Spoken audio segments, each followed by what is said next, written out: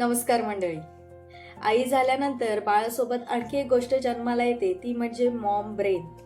म्हणजेच डिलिव्हरीच्या अगोदर मी एक सुपर फास्ट कम्प्युटर होते आणि आता साधा कॅल्क्युलेटर सुद्धा उरलेली नाहीये.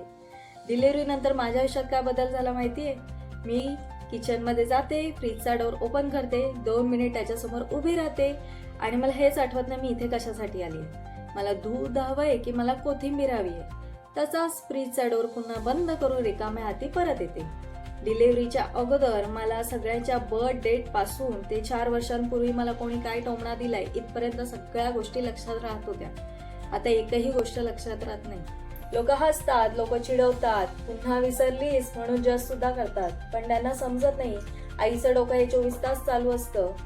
बाळाचं शिशू, त्याचे औषध, त्याचं रुटीन, त्याचं जेवण, घरातली सगळी कामं आणि हो, स्वतःची पुसत चाललेली ओळख. यात मेंदूची मेमरी संपणारच ना. हो, मी गोष्टी विसरते कारण माझं संपूर्ण लक्ष हे माझ्या छोट्या जीवाकडे असतं. तर माझ्यासारख्या अशा इथे किती गजनी माता आहेत आणि तुम्ही डिलिव्हरी नंतर सगळ्यात विचित्र कोणती गोष्ट विसरलेला आहात हे मला कमेंटमध्ये नक्की सांगा.